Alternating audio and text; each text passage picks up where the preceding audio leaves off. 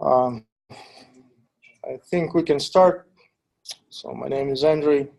Maybe someone who missed my lecture about the cloud. So this is the continuation about it. So before I can start, so I want to ask who tried some cloud resources on Amazon, particularly during this period. Yeah, okay. Who already know that about the core services and use it before in a previous experience. Okay. Okay, then today we're gonna talk about more application-centric, and I hope it will help you to create the application, not only the assignment one, but the application in future using cloud. So I put the agenda for today. It's how we can store the data. We already touched that on the core components like S3, DynamoDB, and so on. But today I'm going to continue on that and then touch a little bit about how to scale in AWS. Also, some automation practices, best practices, like CI/CD, to set up your application. And obviously, what do you need to monitor on AWS? So let's start. Who wants to? You can follow me. I will try to show on the live examples, not only just slides. So let's start for the data. So we talked before about the different kind of NoSQL databases. You can store it in the files in a simple storage service. But what about the relational databases? We all using it, and in a big data world, there's still a need to use it because it's really nice technology. And what AWS do is create a service, and we call it Relational Database Service, or RDS. So it has a different types of instances. It supports instances of Postgres, Oracle, MySQL, MariaDB, MS SQL, and some OS-centric Aurora. Aurora is a proprietary database, and it's used totally in AWS, and you can access it using different flavors of other different databases like Postgres, MySQL. So you don't need any other drivers or so to connect to it. And it has optimizations about the performance, about the resources that you can configure on it. So, but it costs also a little more than others. And obviously, it's not open source, so I don't know how it's works. So what is the advantages of the RDS? Obviously, it's a managed service. It has all the benefits of this. Also, we had some fail recovery, some point-in-time restore, a monitoring dashboard, and different availability options. What I want to talk today a little more in detail, it's read replicas, because you can configure read replicas to improve your read performance and scale easily, and you can configure how many replicas you need and the performance of the service you need. So this is how it looks like. So you can, on the whole bunch of the open source databases and popular databases provided, you can create up to 5 read replicas. It can be in different availability zones and even cross-region. What you should know about this is the replication is asynchronous, and which means it's eventually consistent. So you only write, the application only write to the master node, but then after some obviously small period of time, this data will be available on the replication, replicated replicas, read replicas. Okay, and to use it, obviously, we need to update our application because there are bunch of different hosts available in that case, in that configuration. What other interesting point is disaster recovery mode, and you have so-called standby node. So this replication is synchronous, and you have one DNS. So your application can no worry about some failovers of the networks, and storage and instance go down. So any type of this failures will automatically be handled by Amazon, and your database will work seamlessly. So let's check how the configuration of that is look like. So we're going on the AWS console. We type RDS here and check this out. We already have an option just to click a couple of buttons and our database will be available. Here's the options, as I said before, different one. And I want to point you out that Aurora can have multiple compatibility modes, but this is not included in the free tier usage. So if you want to experiment and during your education, so you have to choose something other. Let's try with Postgres, also very popular.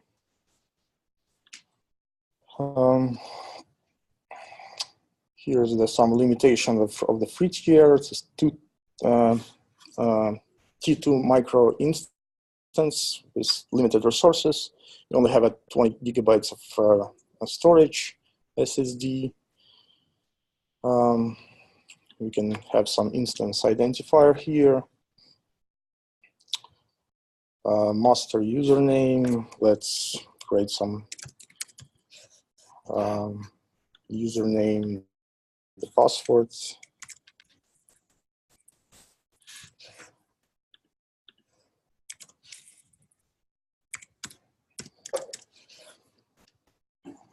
Okay.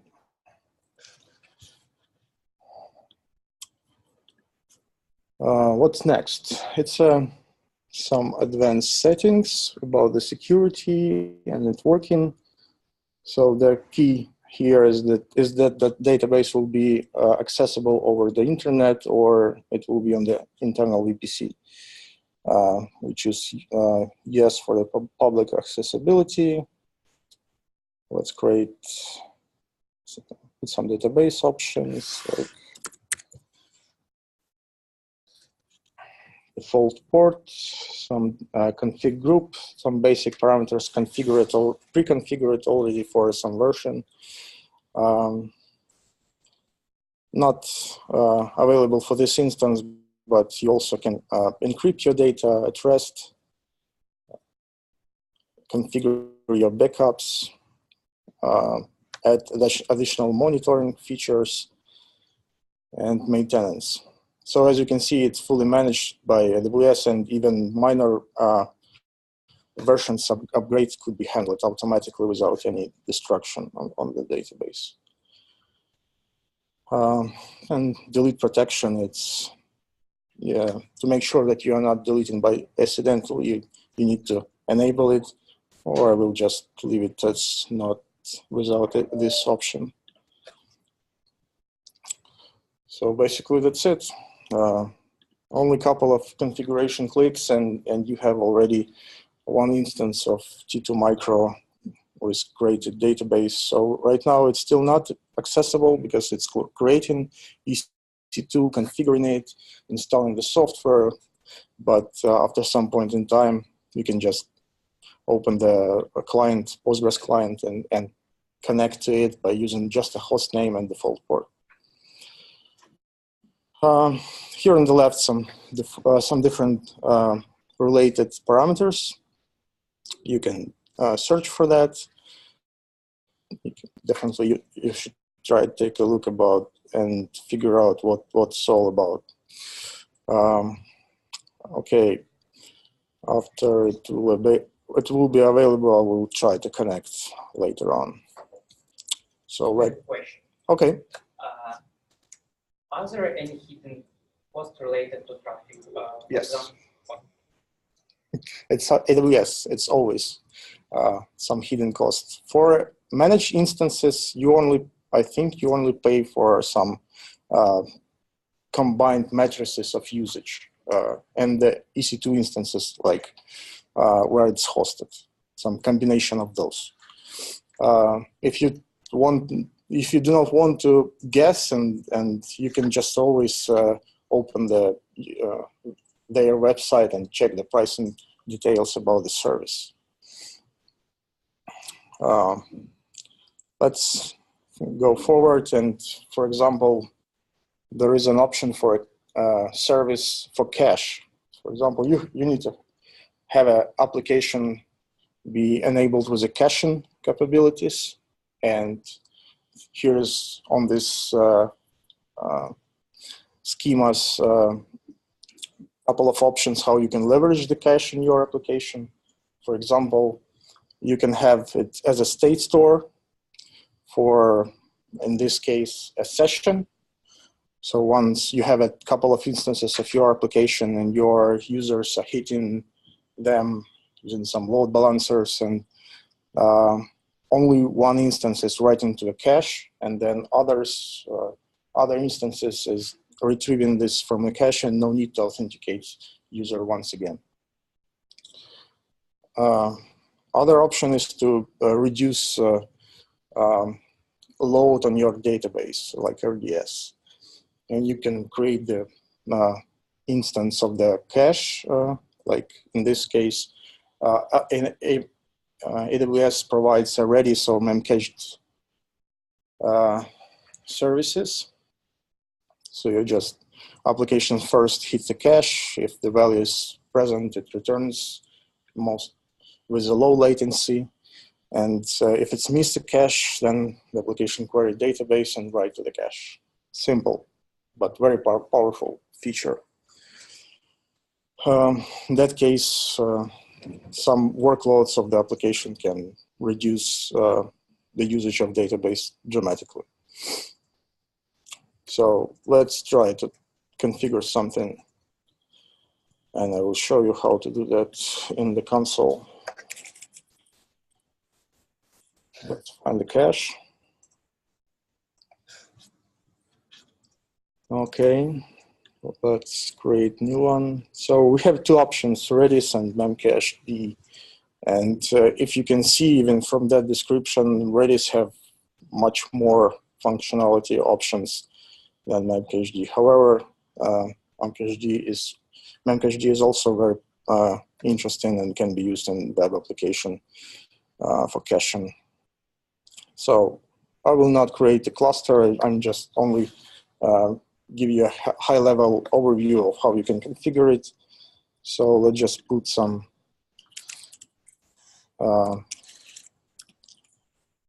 basic name, the version of the Redis, the default port, also configuration parameter group. And what is important, it's a node type. This one is really expensive. And for this demo, just to show how it's working, we can use some smallest one, like T2 micro, and it's not cost you anything in the free tier. Also, this number of replicas of that cache, I will not use it in a cluster mode, so I'll not use the replicas at all. Okay. Default security and networking configuration, some encryption, as you can see. The cache can be encrypted at rest and in transit. And also you can feed some data from the bucket of S3 bucket to it. Automatic backups, and some preference for maintenance. So basic stuff. And as you can see, it's creating. So then you can just use the Redis instance in your applications just for caching. So only one node, just high level how to configure it. Basically, previously I already touched some storage options. If you have some questions about how you can store your data, so you can ask.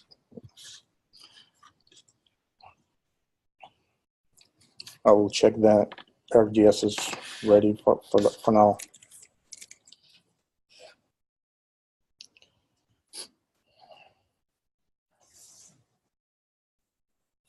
Oh, it's already backing up. So it's created and backing up. Already you can see there's some matrices here, some usage details. Here's the endpoint. So for example, if I open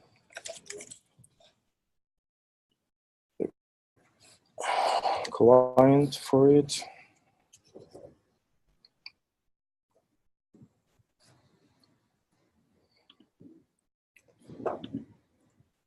and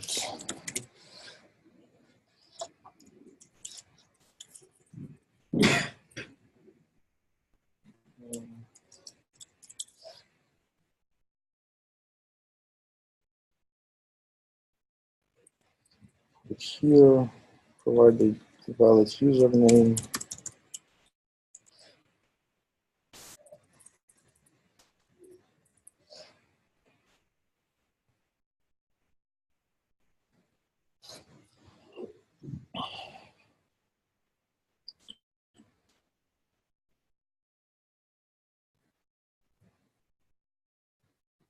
Okay.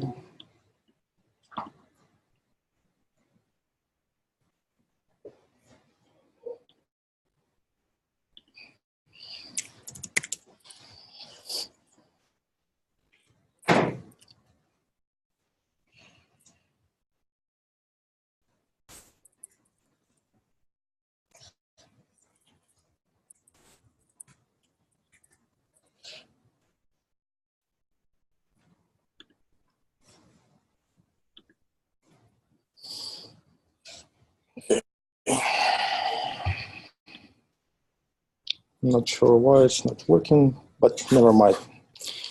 You can access it easily if you choose that it will be available publicly.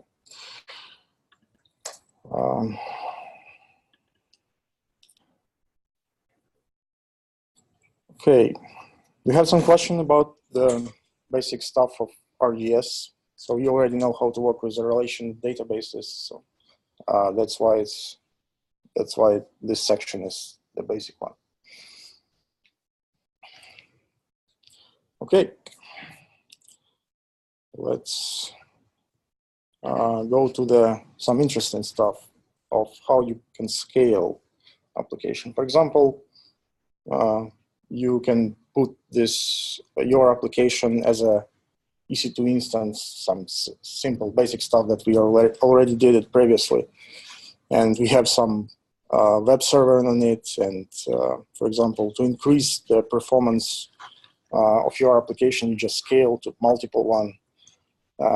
And imagine how many configurations needed to set up, for example, 10 nodes of your application on the EC2 that I showed on the previous lecture.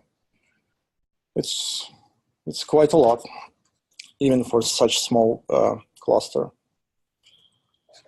So what the services available in the AWS for that? First of all, it's load balancer. So it calls ELB, or Elastic Load Balancer. There is different types of it. The classic one, it's no more supported, and AWS call it deprecated even. Today I will show you what is a application load balancer, where you have a configuration options to scale, to actually load balance a request on the HTTP request on your application web server. And also there is an option for network load balancer. It's a highly, with a high throughput and low latency load balancer, and it's work on the TCP level. So why to use the load balancers? Obviously, it will just load across multiple downstream instances. You can just spread the load. And you have, for your application in that case, only single DNS endpoint, and you can configure your clients with this just single connection string, and no worry about the underlying number of instances.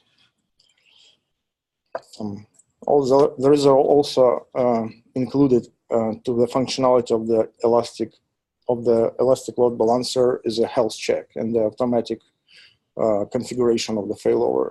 So in that case, we provide in our application the route on which GET requests will be sent from the load balancer with some periodic time, and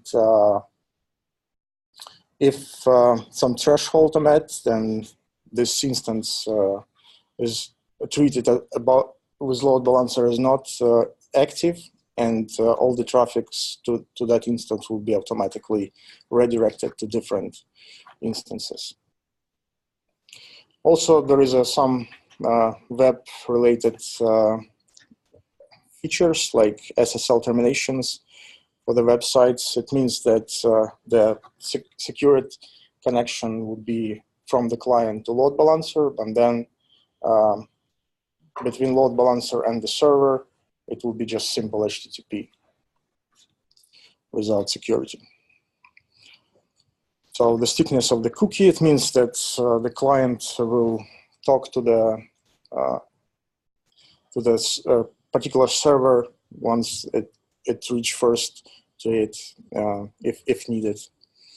And also the load balancer is provided as a service, so you don't need to worry about this performance of it, so it automatically scales and available on different availability zones. Oops. And what else? We have one piece, it's a load balancer. We need some other piece to automatically scale your application. And there is a service which calls auto-scaling group, or ASG. So it means that you have a separate service where you configure how many instances of your application needed a minimum. For example, when the load is minimum at night for your online store, so it will scale down to that number of instances. There is a actual number and there is a maximum number, because some application issues could result in the increasing some matrices based on what auto-scaling group will figure out to bring up many number of instances, and eventually it will just try to bring up the infinite amount, and this has cost a lot. So that's why you have a maximum and minimum limits. And the most important feature is if it's scale out and provide a new instance, it will automatically register it to load balancer, and working together, these two services is perfect for auto-scaling. Also want to mention that there is a different policies to scale. You can use one of the matrices, for example, CPU load or network load or something other, or even you can create the custom matrix and provide that value to CloudWatch and configure it to the auto-scaling group. So let's try to set up something in that case. So first of all, I want to show how load balancer is working. Here is I have one instance of simple T2 micro free-tier reliable instance, and I installed some web server in it. So if you access it with the port 80, it responds with some hello world from this IP address. Okay. To set up a load balancer, you just need to select appropriate section on the left. And what we want to do is just create a load balancer before it, before our instance. So here's the types that I mentioned previously. In that case, we have only web server that we create application load balancer. So here's some name.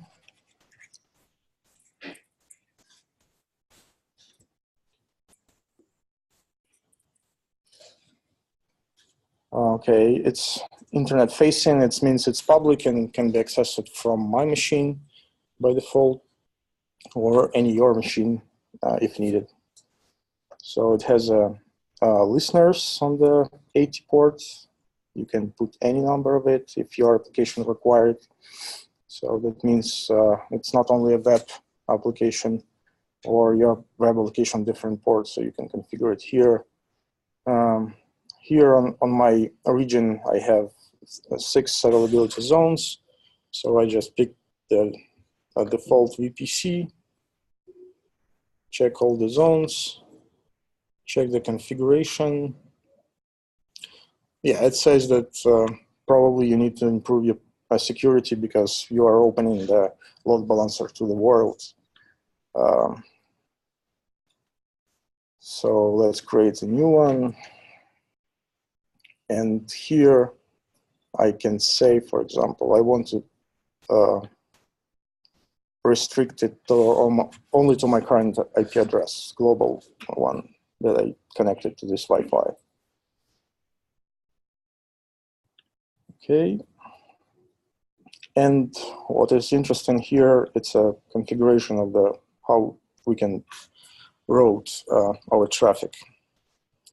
So let's create a new group.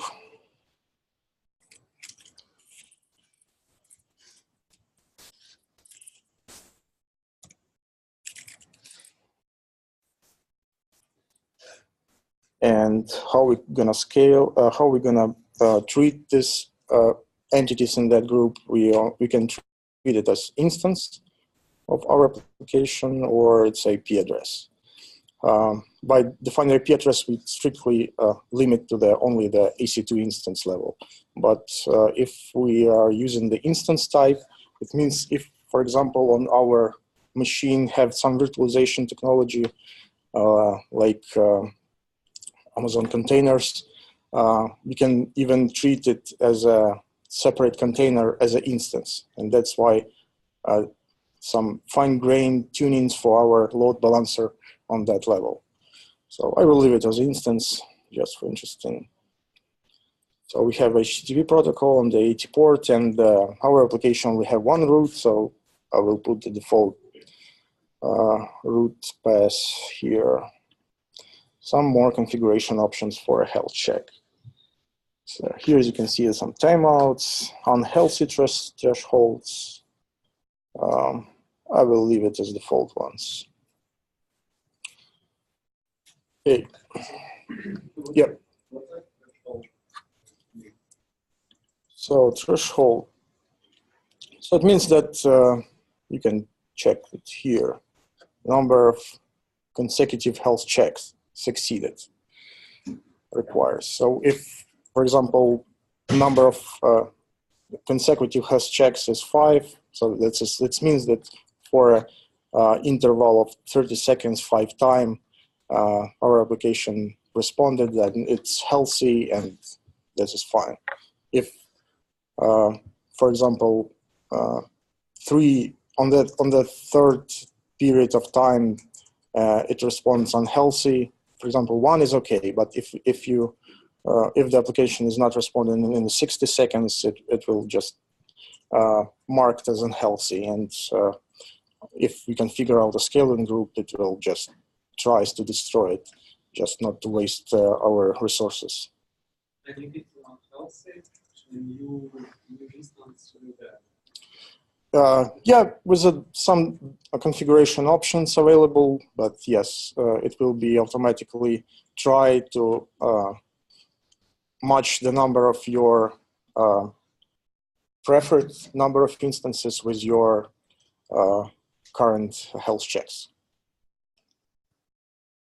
Can you specify some headers or some tokens to this request to our endpoint?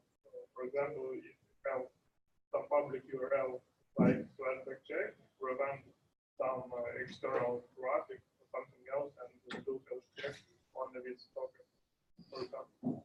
Yeah, I think it's possible.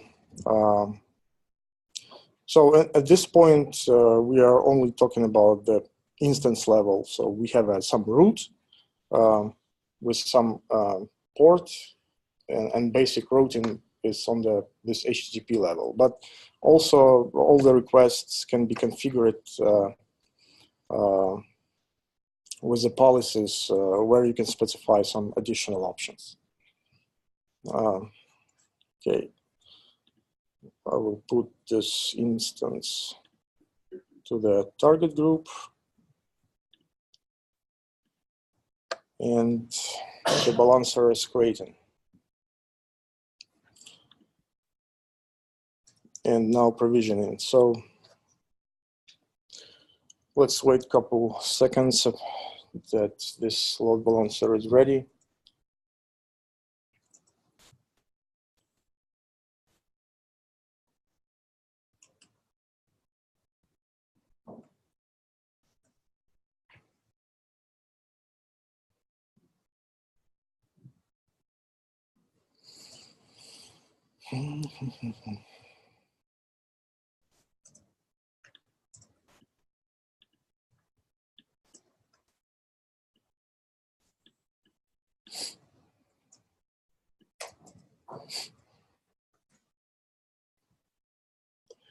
Okay, while it's provisioning, I will touch a little bit about auto-scaling group, just to show how you can start configure it.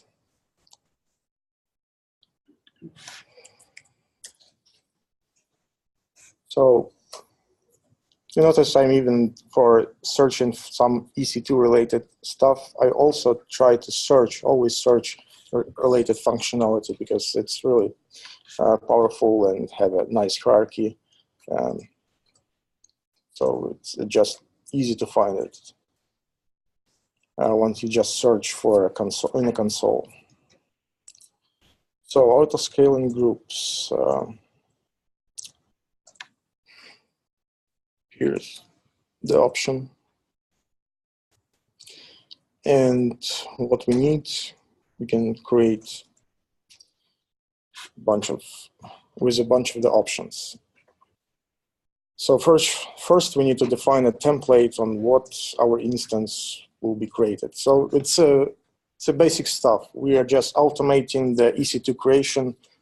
Initially, in the previous lecture, we do it manually, but today we just create a template and then define the auto-scaling group parameters here. So as you remember, we just select one of the provided images, select the free-tier reliable hardware, some name,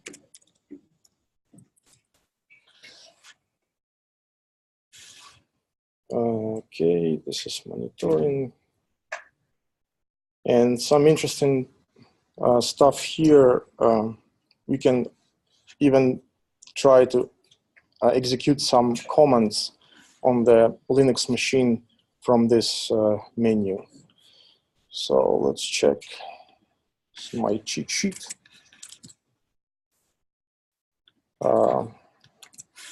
So what it actually does, it's just execute the update, install the HTTP server, and enable it as a service, and then put some data in the index HTML with the appropriate location.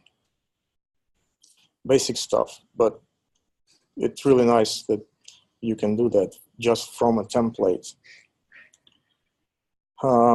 This is the volume.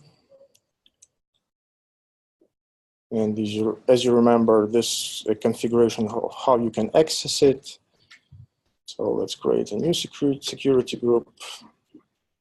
So the recommendation is create a separate security group for each resource and limit all accesses that only needed for this resource. That's why your application components will be secured. Much better than this. Then you just provide a full access to some services. Okay, this is some overview. Okay, I have already this cape here. I will not SSH to it, so I'll just show how it's worked because I already put some HTTP web server in it. So let's name the group.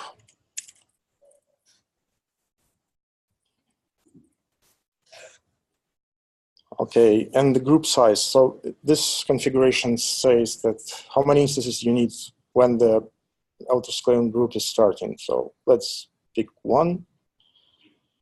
The network, the subnet, and we can enable all the available subnets here.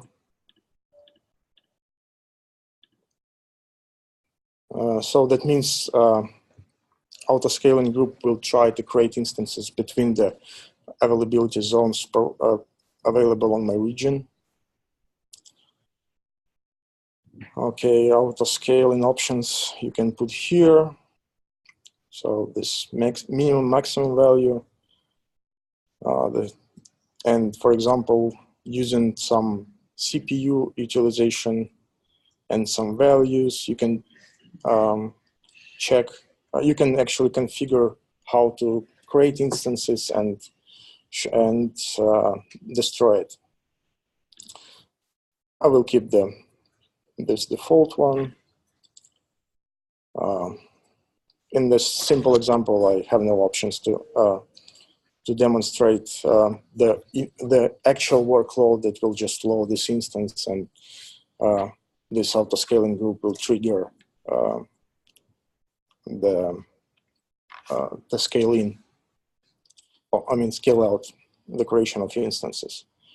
So this is the basic stuff for a notification. So we can generate some notification to DynamoDB, to some SNS topic, which is configured to my email. But this is okay. Here is the tags. And that's it.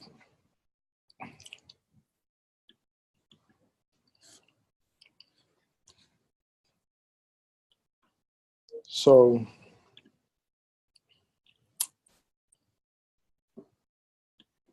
interesting stuff here that you have some details about your auto-scaling group.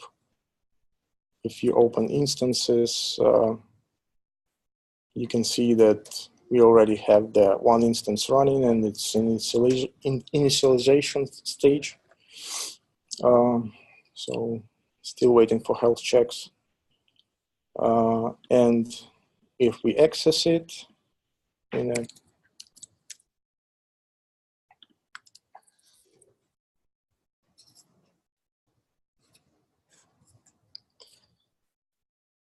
we should get the result with a different IP address, internal one. But yeah, it's still not working. Interesting, why? Let's check the security group.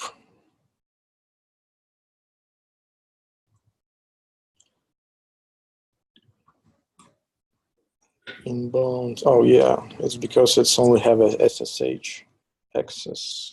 So let's put this one, and it's available.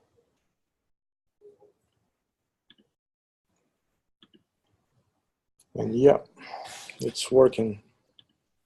But also what is interesting here, auto-scaling group can be configured with a load balancer. And I think I missed that configuration during the initial config.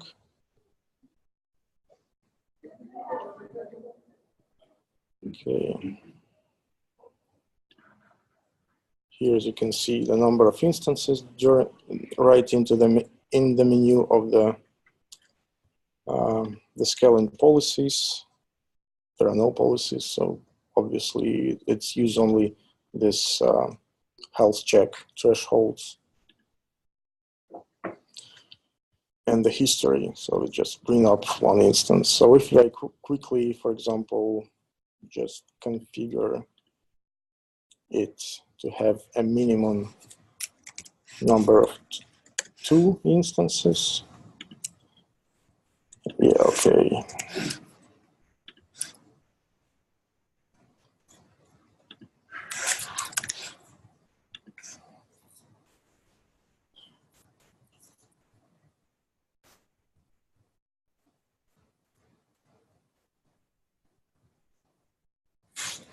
It will automatically tries to bring up and its lifecycle independent state. So where is the option for load balancer here? If someone is already aware of that, you can just tell me, because I will try to search it for quite a while. But it's fine. The whole idea that this auto-scaling group is bundled with a load balancer, and if the number of instances increasing and auto-scaling group tried to set up the node, it will automatically add the record to the target group of the load balancer. So probably it's somewhere in configs. Yeah, there is I need just to provide the target group for that. And this means that our load balancer now acts as a single point of access to our auto-scaling group. And the number of configured instances should include that. Now it's listener, security groups, maybe in target group, yeah. Targets. And the targets includes one my previously created manual instance and the 2 instances from our auto-scaling group. And that's it. If I open the, oh, that's not that one.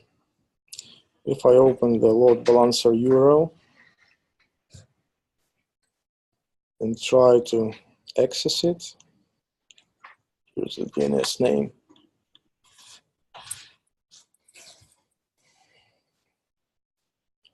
I got the request on different servers.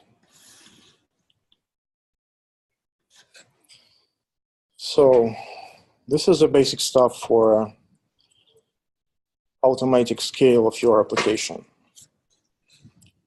Obviously, you can improve that and use containers and use some different options to scale, scale in the multiple regions with the different parameters, but this is something that's out of scope and you can figure it out from the documentation. So this is just the basic stuff.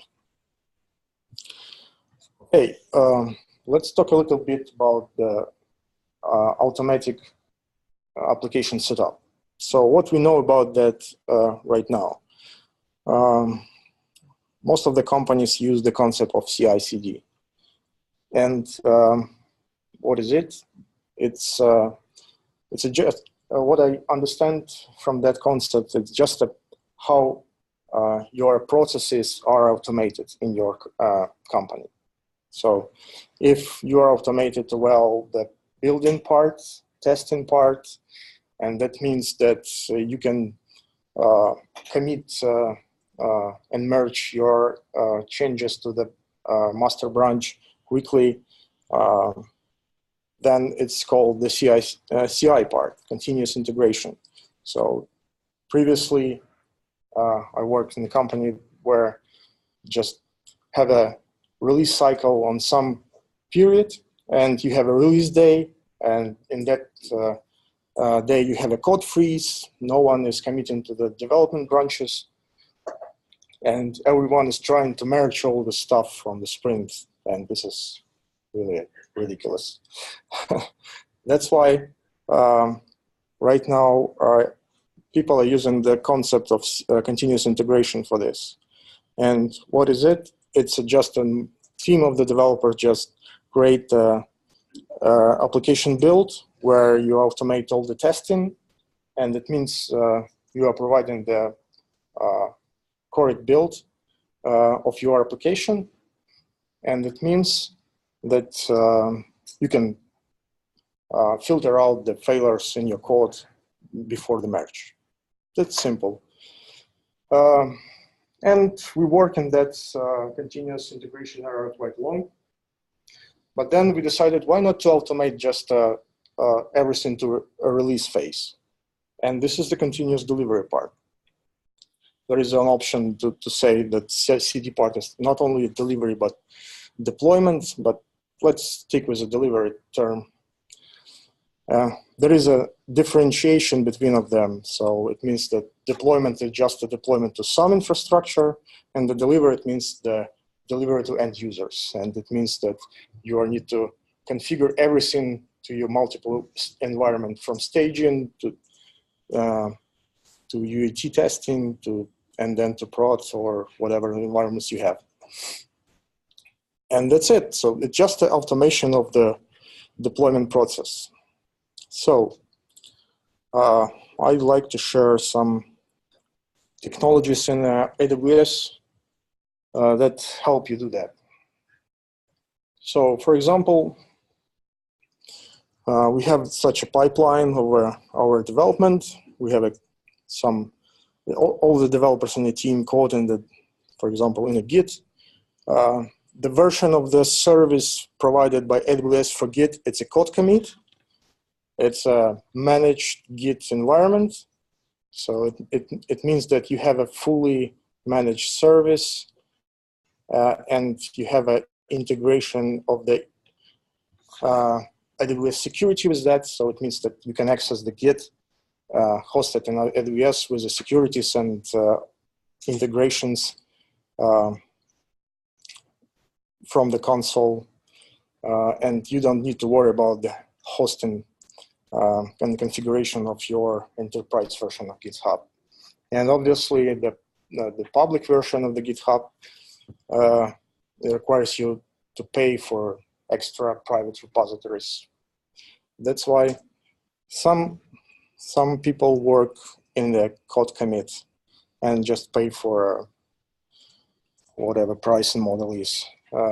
But there are no limitation on the private repositories here, and it's managed and it's secured by the IAM policies, and that's it. All the different roles can be configured to access it. But also in a pipeline, so in the bottom you can see that there is an orchestration mechanism here. It's a code pipeline. It's just a UI configuration of all this bunch of services in a row, and you have different options. For example, you have all your code in your organization in the enterprise GitHub, and you just for the code you are using in a AWS code pipeline the GitHub from your organization. if you're just practicing, you don't need to worry about the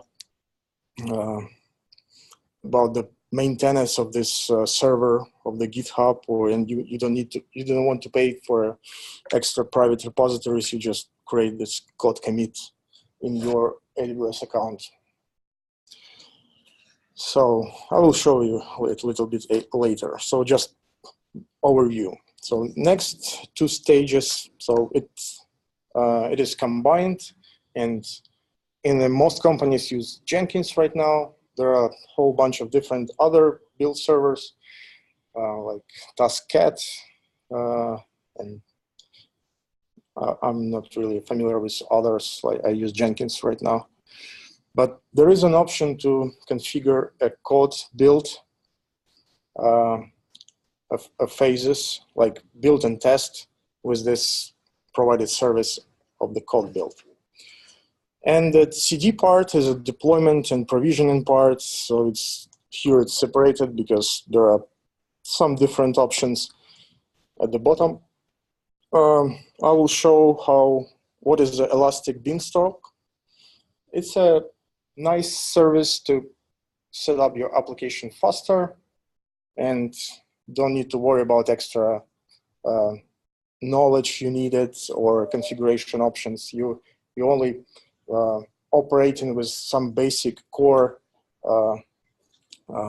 terms of the configuration of this beanstalk. There is an option that relates to deploy. It's called deploy. It's based on the Docker technology. So you just need to provide some configuration options in your project, and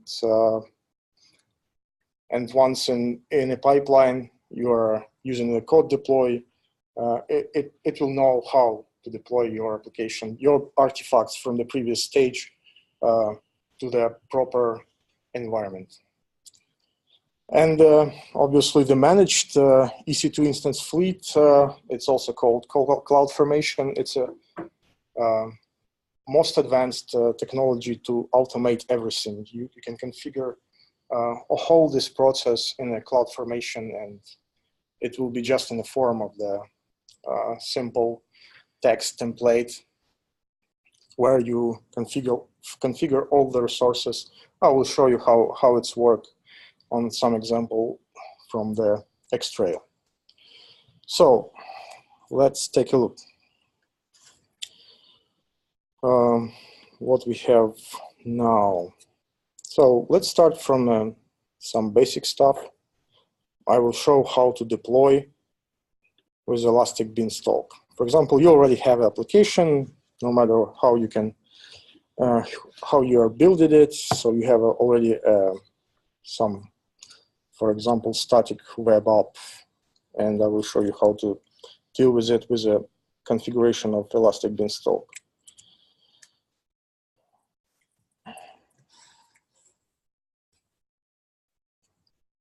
So here's some description, so you can actually build, actually deploy, monitor, and scale your application with Elastic Beanstalk easily. And this is achieved by some interesting configuration and concept of it. So first, we need to define our application. Let's say it's a test web app. Then, as you can see, there is a bunch of options for your deployment environment. And for this example, I will just use simple Node.js, the static web app. But for example, for such a complicated task like creation of the microservices in different environments, use a container. So I think it's better to use Docker, and the Docker environment right now is very popular and have a lot of the stuff, and you can build whatever you want using it. Probably in an assignment, it will be okay to use the Docker. And if there is some complication with that, we just provide some Docker file, how to generate the environment for deployment. Okay, as you can see, you have an option just to upload some web app stuff like Word or zip file with a whole bunch of stuff. But I will show you just an example, just to not worry about the application itself right now. There is some options here, and it's a lot of them. So here, as you can see, selected one is a free tier reliable. It means that some configurations are limited to free tier. For example, it's a single instance.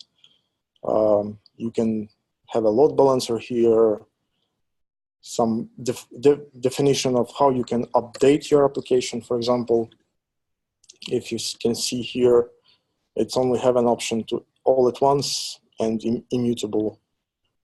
You can learn more about from that link. Oh, okay, let's type once more.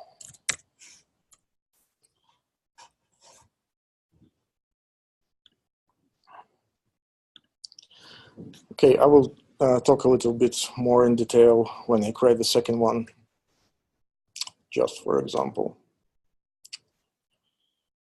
And as you can see, this is really easy. Just pick up your application, pick your environment, and just hit the create button, and your application will have one environment here. Here you can see that the Amazon track all your artifacts and inform of the application versions. So if you open the link here, you can check all the codes related to these examples. So you can check the Docker one on a Python, for example, and this Node.js app. It's really simple, just a static Node.js app. And you can save the configuration for later use, because as you saw previously that there is a lot of them. And if we open the app, we can see the actual status of it. It's created elastic IP, so that means that our web app, if we scale in or scale down or change or just stop our environment and set up and start the new one, so by default the IP would be generated, the new one. But using elastic IPs, it will set to this value after reboot. This is cost some money, but it's okay. It's not such a dramatical one for this demo. Some basic stuff for environment. The bucket, all the data will be saved to the bucket, S3 buckets in here. Still initializing, but we already have the URL of our Elastic Beanstalk application. It's still not working because it's still initializing, but you can access it from here.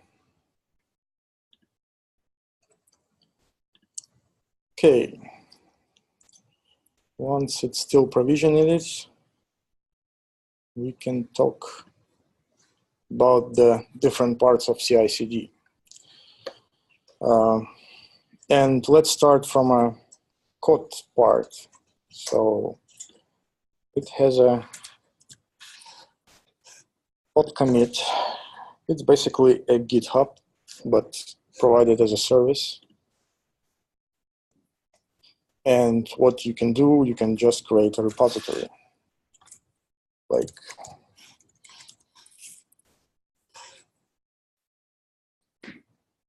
that. And here's this repository, and all commits and events in that repository can be integrated with the CloudWatch, and we can just use these event types to react accordingly. We can even put some SNS topic here just for extra integration with other services, but this is fine.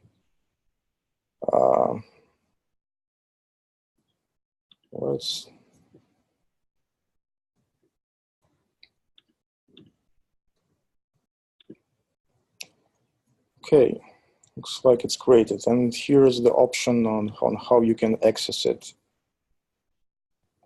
There is an option to use SSH, some common one, and the most interesting part, you need to create an username and password on your EM console for your user account. So if you're using root right now, it will be not really secured because this account will have all the access, these credentials will have all the accesses with your root account, and it's not a good idea. That's why I created some user in the security service of Amazon and define its group just for demo purposes. It's an admin user with all these permissions required. And basic stuff, you just need to clone using a HTTPS URL. Also, you have an option just to create the integration with the SSH.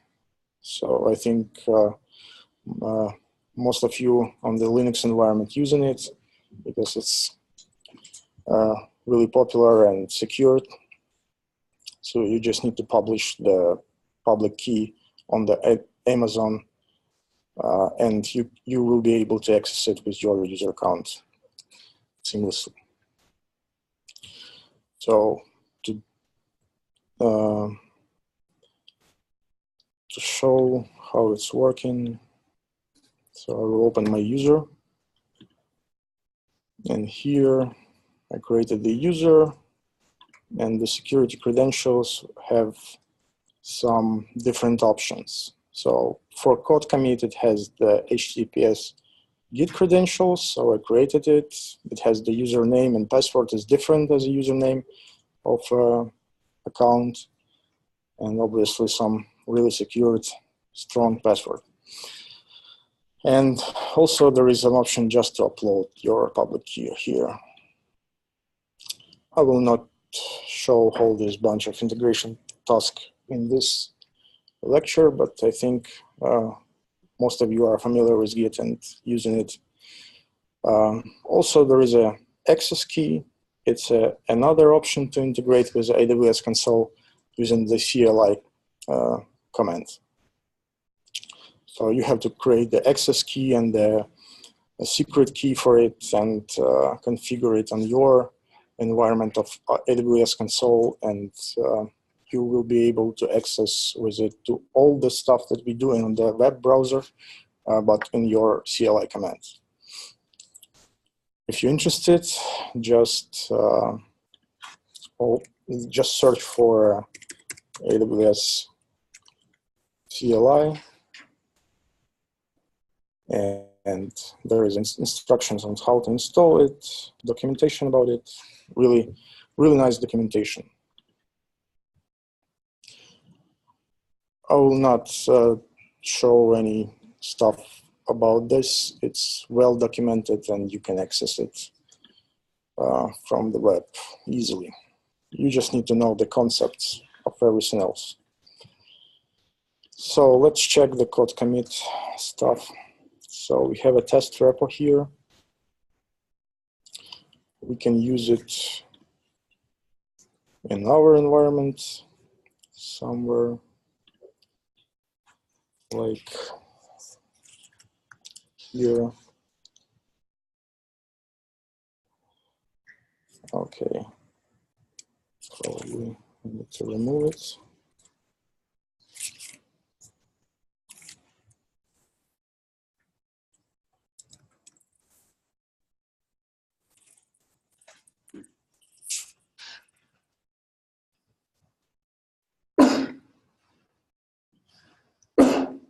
Okay, so Git is integrated and my repo is empty. So I will just put the static web app from the examples that I showed you previously.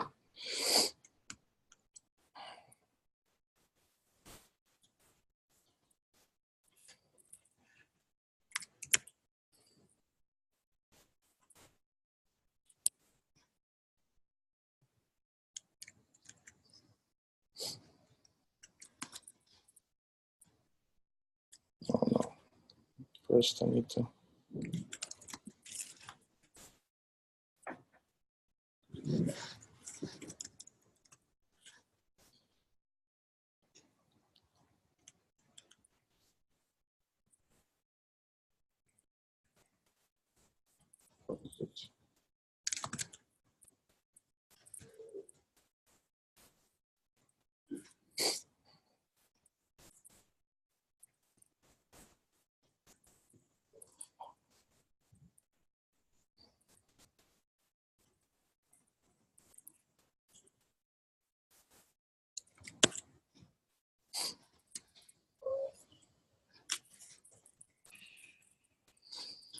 You already know how to use the Git. So let's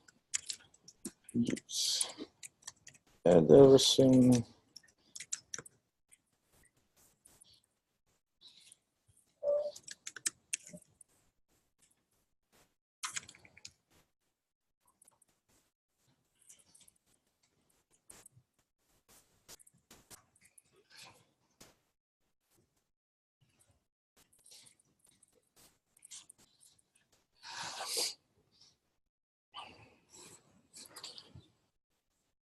And that's it. The code is available on Amazon.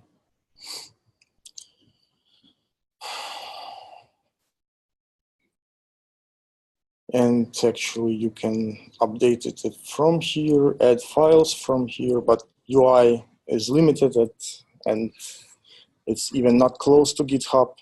And that's why editing something or adding something by using just one file is quite not good stuff. So let's go back to our beanstalk. Here you can see the application is up and running. State is okay, environment node, some events generated of the beans from the beanstalk, and all these events are stored in the CloudWatch. We have the health of our application, and this is okay. And this is the URL. And this is the static web app that we have. Pretty simple, right? But what about the whole pipeline, CI/CD stuff? I will not show you the code build right now, but basic stuff for a static web apps. It would be easy to integrate using code pipeline.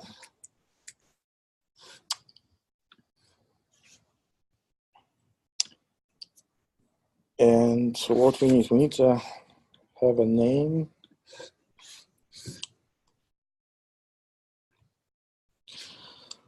So source provider, here's the options. The GitHub source from S3, so you can even use the S3 as a source because it can be and the versioning on the S3 can be enabled, and you can just, if you're just dealing with a simple example, so why not? S3 is a good one. Let's use the code commit.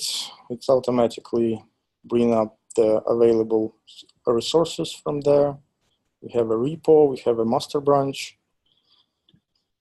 We have that change detection options here. So there is options to leverage the CloudWatch events when we just commit something, event stored in CloudWatch, and the pipeline automatically react to it and start your step here. But also there is an option just periodically pull our Git repository. So I will use the events. Pretty basic. The build provider, as you can see, there is an option not to perform any build, just use the static source have an option to set up the Jenkins URL, project name, code build. Maybe if we have a time, I will show some basic stuff on the code build also. Solno CI. For this time, I just put no build here. And let's put our application in the beanstalk.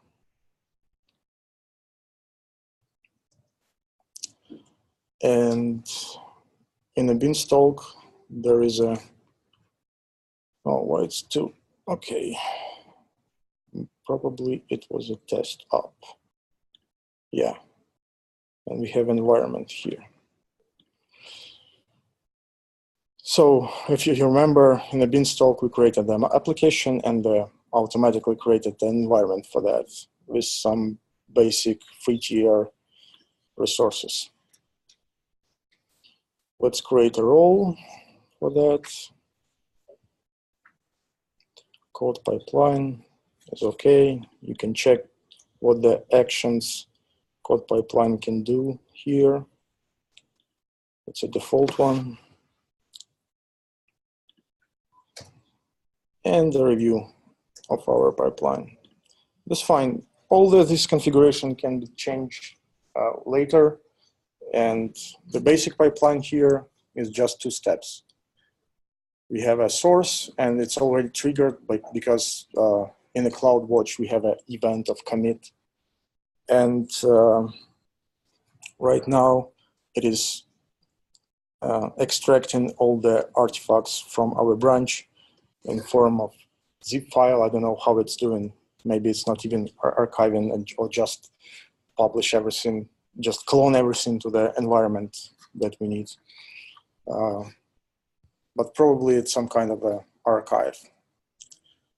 So let's wait a couple more seconds. Yeah, it's now received all the updates from the code commit, and you can see even here the message that I specified during commit here, and the details of the repo here. So right now is our Elastic Beanstalk is working to deploy our application from our GitHub to our Elastic Beanstalk. And what is interesting here, so if we open code commit,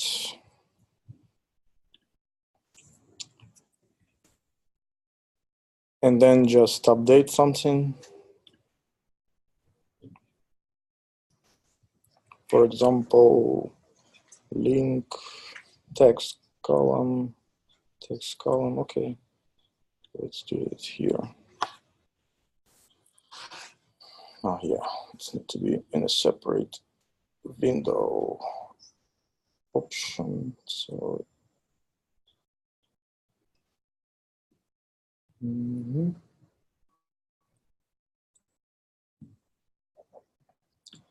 let's update some color on the web page. Here in the specify.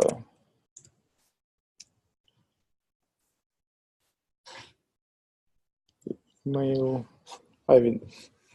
message is optional. And let's check this out. Oh, interesting, I didn't run the updates when the pipeline is running. So let's check out what is happening. Yeah, it started immediately after it succeeded the deployment. So maybe we should try it. Maybe it's running in parallel, but I think the pipeline is sequential. So if we quick enough and open our Elastic Beanstalk and open application, so as you can see, it's still the same UI, but after After deployment is complete, I think it will change the color from green to blue, something like that. Let's wait a couple more seconds.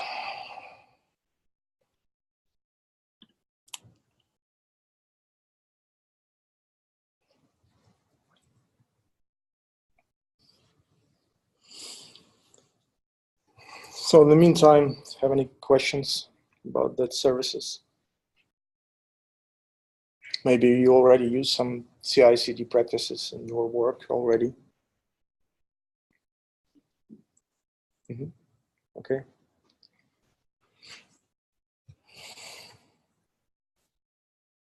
Dun, dun, dun. Okay.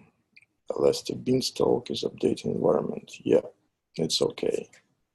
Now the application is blue. That's it, actually. You don't need to worry about the configuration of your instances. You don't need to worry about some elastic load balancer, auto-scaling group. You can set up everything, all this configuration in the Beanstalk, and then integrate the code pipeline to read from source, probably add some build steps if you need to compile something and build. Also, code builds provide an option to have a test step where you just using your build environment, just running some tests, unit test, integration test, and so on. And what more important, our pipeline can do that in parallel. So basically, our source step is the first step, and then you are free to use any number of stages between. So what is the stages is? For example, here we can have some approval, manual approval to deploy something. For example, if we have a different environment of our application in a Beanstalk here, let's create it, by the way.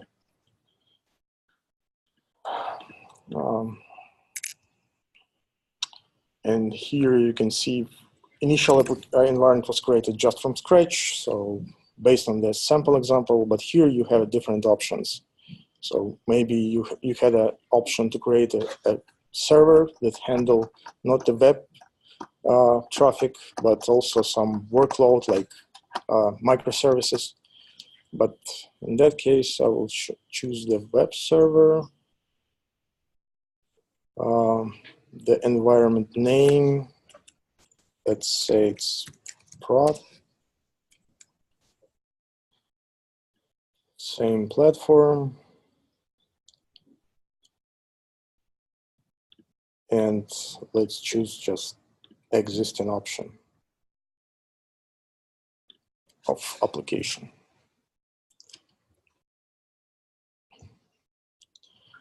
And that's it. You have application with two environments. Probably.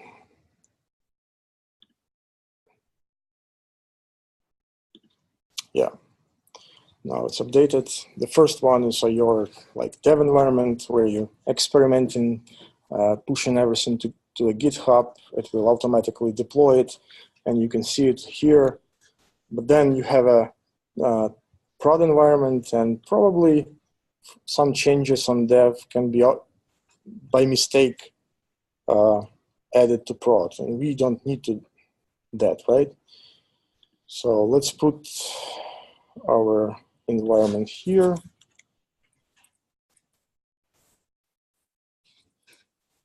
And that would be a deploy stage.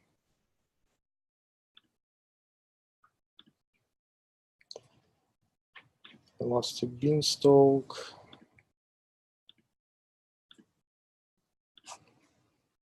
Prod environment. And basically you need the artifacts from previous step. And that's it. And here, during each of these actions provided, you can add the parallel action. For example, you can run some tests, load test, integration test in parallel, and not wait to like it's not fully sequential pipeline. You can parallelize something here. Put some more actions to a stage, and that's how it works. So here,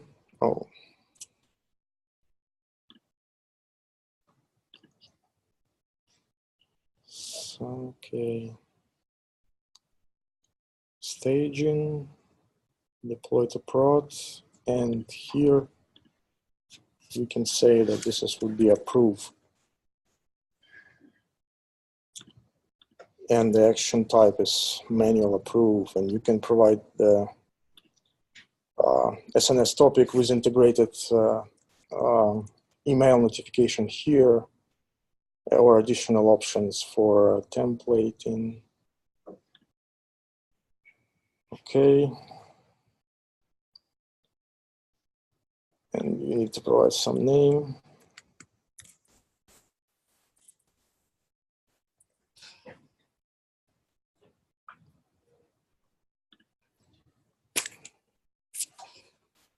Okay. So basically that's how it works. And before our, even before our dev deployment, we can, for example, put the stage to test something. Why not?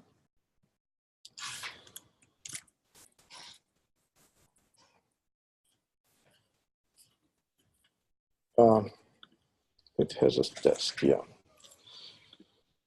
So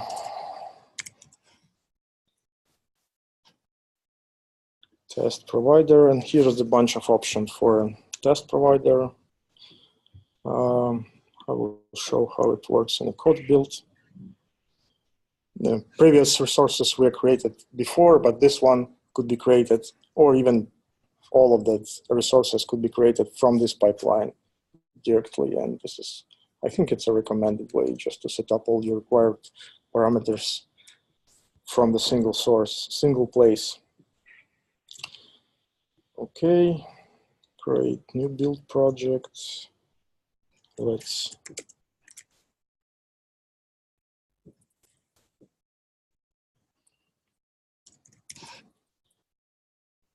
environment, use environment managed by cloud build. As you can see, it leveraged Docker, and by default, it provides an environment using the pre-configured Docker images. So here's the options for the operation system, runtime. Let's choose the basic one, just operation system, and the version. And here's an important thing. All the build configuration for code build need to be provided in this build spec YAML file. But also you can put some parameters here. Let's check how it works with the build spec. Caching, no needed. You can, with this option, you can, for example, speed up your testing environment. For example, your pipeline is using the code build, which previously ran the Maven project, right? And this Maven project will just download all the bunch of repository of the Maven artifacts. And with this option of the cache, you can specify the location on S3 where all the resources would be added to the next build. And that's why you don't need, you can use the repository for Maven on this S3 location, and no need to worry about the each time to download these artifacts. But for this simple build that I want to show, it's okay not to use cache. Service role, VPC, no VPC, okay. This is some advanced options. For example, let's say our test ran for 5 minutes and then just failed the pipeline because probably something goes wrong. The instance types, as you can see, it's quite okay. Some environment variables, nice option. Okay, let's save the build. And more important, this stage is right after the source. So it looks like we need to provide our application as a source artifact. Okay. Let's save it. Oh, okay, what's wrong? Value it, member name. Okay. Let's check the name. So probably it's not a valid name somewhere.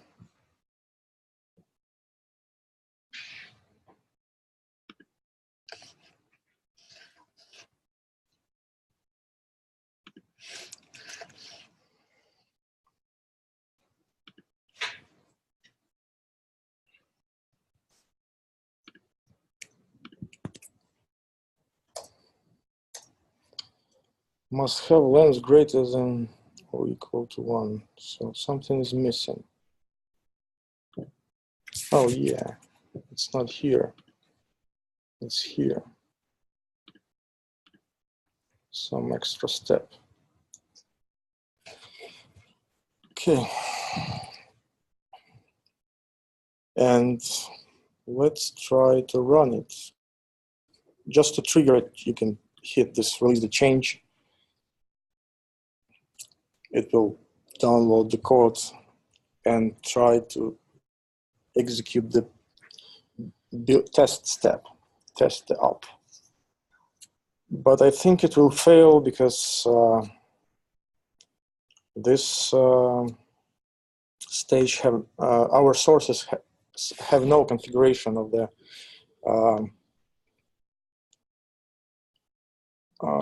the build machine. So actually our test, and it is in form of YAML. Okay.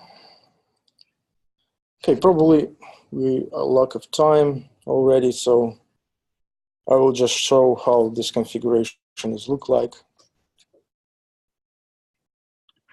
So here's the build spec YAML, and we have some version and basic steps of the build, so phases, and the commands that we need to run. So it's a Ubuntu environment, so it's a basic just the echo command, and here we have a just simple grep command just to verify that on our page there is a word congratulations. So if we change this index XML, it will fail the build, and deployment will not happen until we fix this index XML to have the congratulations. Hey, so the code deploy and the CloudFormation is some advanced stuff. Code deploy is leverage the Docker environment, and the CloudFormation automate everything, every single resource, and the relationship between them are automated fully. So you can just hit the button and you have the application and your deployment as a infrastructure as a code principle. Some questions about it?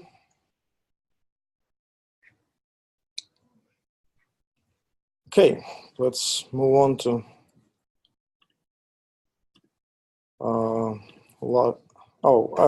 this is some interesting pattern to use. So as you can see, we have two environments in our Elastic Beanstalk, and for example, our static application, or for example, some Lambda pipeline can have dependencies on other services, and you need somehow to configure it. But you for different environments, you have different databases, for example, or some different Kafka instances, and you need to somehow configure it. So in the AWS, to externalize such a configuration, there is a service to use. It's called the SSM parameter store. SSM stands for server manager, simple server manager, or something like that. Let me quickly just show how it looks like. So you can access the parameter store from EC2 on the console.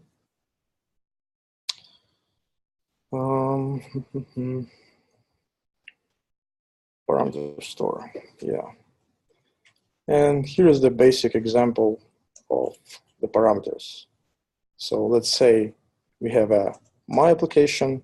The parameters are / divided, so it has a hierarchy during the querying these parameters.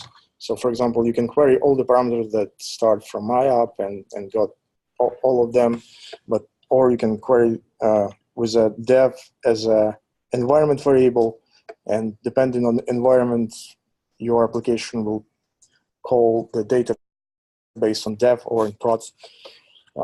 This is how it's working. And more interesting thing, so when it's options on how to create the parameters. So for example, let's see, we have a prod here, also user, and we have these three options. We can save a plain string here.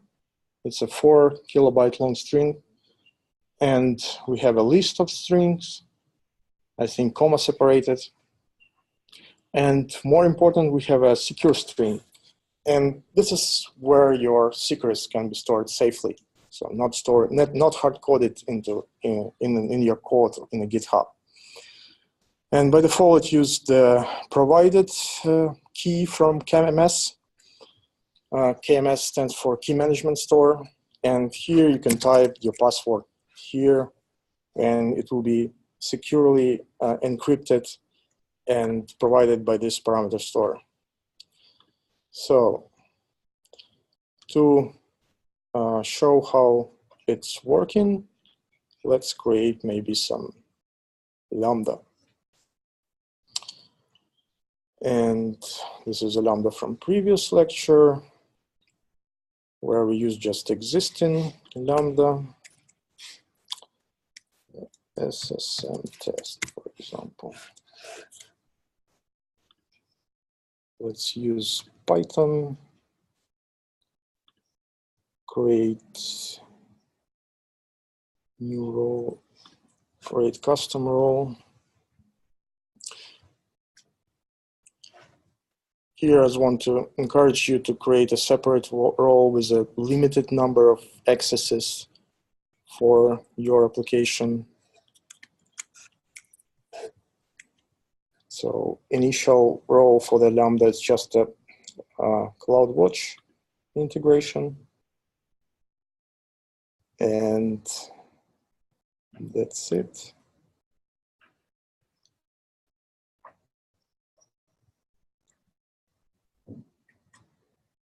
Let's have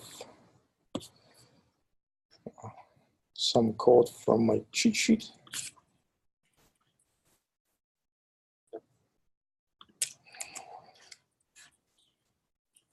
And here, as you can see, we can configure the environment variable is dev. And in different environment for this Lambda, it will have different option. Here in the Lambda in the Python, you have a bota import. It's basically integration for AWS services in the Python. And also there is a well-documented reference page on their website on what services, which parameters you can use to access it. Okay, let's have a test. Some basic stuff. We don't care about the input, so that's why it's test is really clear. Hit the test, and wow, it's error. And why? It's because our Lambda have no permission to get parameter from SSM. And that's why we need to go to our role that we just created.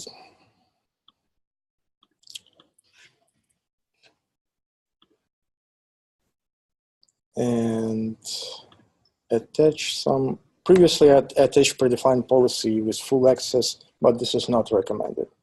So recommended just provide the inline policy where you just say, okay, you need a manager, systems manager. Yeah, simple system manager, SSM. And what permissions you need the get parameter.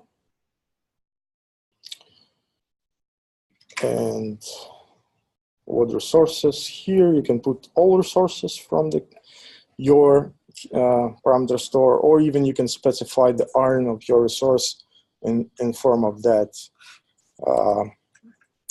AWS resource name format. So for example, I don't care about the region, the account.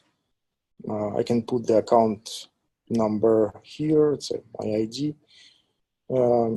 And here, for example, I can put that I only in this Lambda able to access the application parameter. And basically that's it. Some name, test, SSM.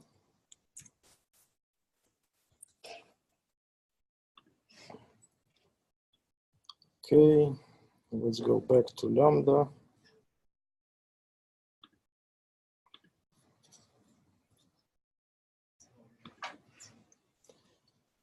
And as you can see, previously it was CloudWatch, and now it has a simple system manager. Let's hit test, and I don't know why it's not working. Username. So I investigated this issue today, so probably some misconfiguration on the access level, but it's okay. Let's try to fix it one more time. If not, so we can just talk about this. So in the meantime, do you have some question about this parameter externalization? Just a pattern to use everywhere. And this parameter store provide a nice way to store your secrets encrypted and well secured.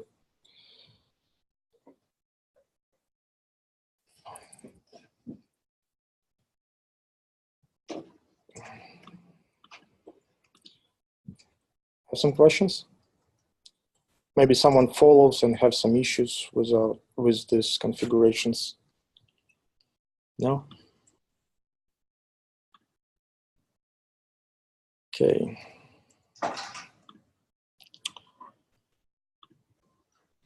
Maybe I missed some options with this one. And let's not bother about the parameter here.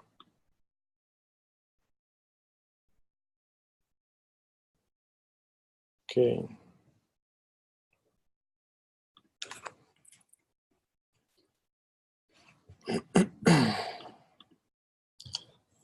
Let's check the policy.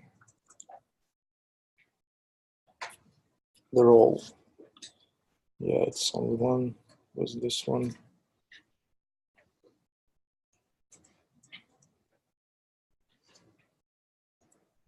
Probably I missed something here also. But let's try. Nope. Okay.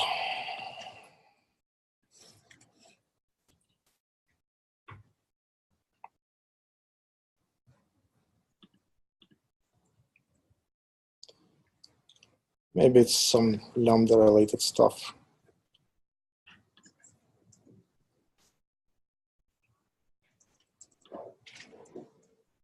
No. Okay. You can check this API for a parameter store in a CLI or in any other client available later on. But here, let's think that this was okay to work with. And the most interesting things here in the API than this parameter for password is actually encrypted if you not specify that it should be decrypted. And if you have an encryption key that is not allowed to use, then even if you provide an access to all the parameters, it will fail on the decryption phase. So basically that's it. Let's talk a little bit, just a little. I know I already took too much of your time. So about monitoring. So what we know how to create applications safely, automatically, infrastructure as a code, woohoo, all the nice components of AWS, but you know, users don't care about this. They need just that application is working. And it's working without any issues, without any latencies, degradation, and so on. So what we can use in the AWS, it's a CloudWatch service. It's also, there is a really nice service called X-Ray. It's a service that provides an API to integrate to your application, and then all the dependencies that have in your, for example, microservice can be traced back and create a very nice graph of your application calls. I will show you an example later on. And the CloudTrail, it's actually some governance tool for your account. So here you can track and audit all the events and the resources you have in your Amazon. So let's quickly and briefly check how it looks like. CloudWatch.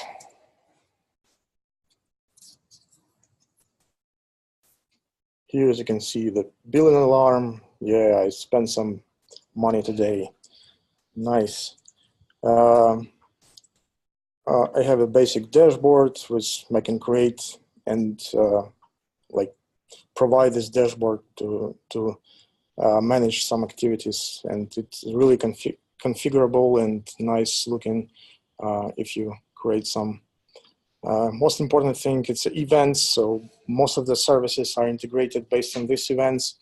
So for example, we can create some matrices based on the events from EMR instance. So when the job is failing, then we trigger something that we run some other integration. So this is how it's working actually.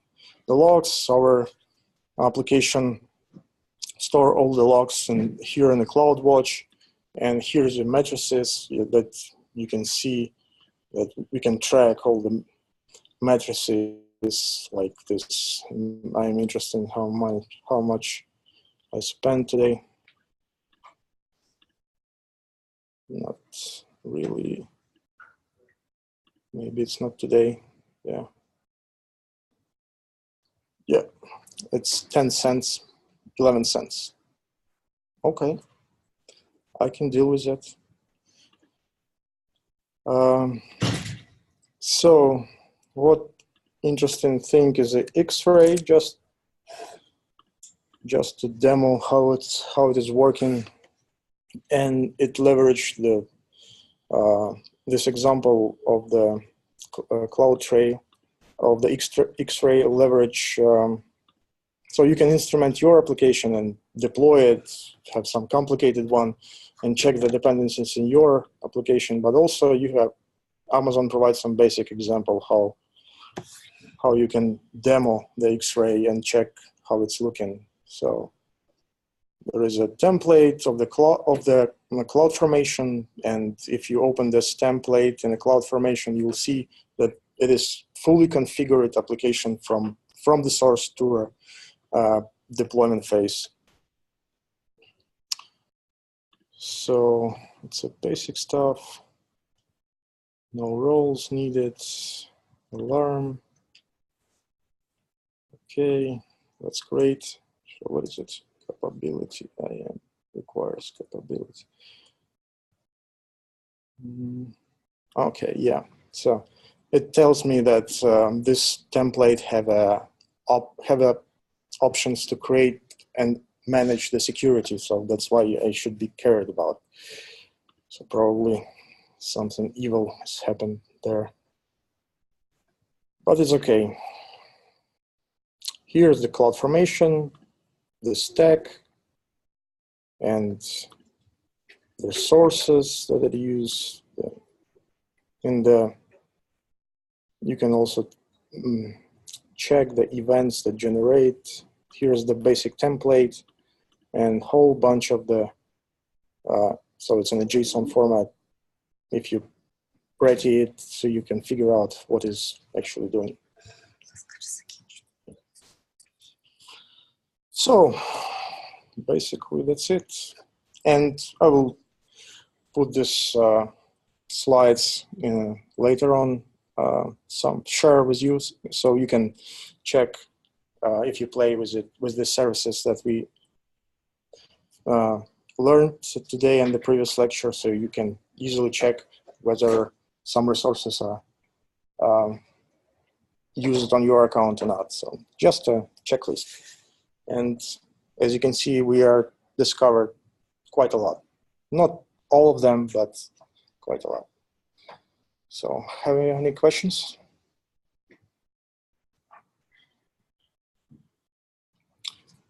Okay, thank you.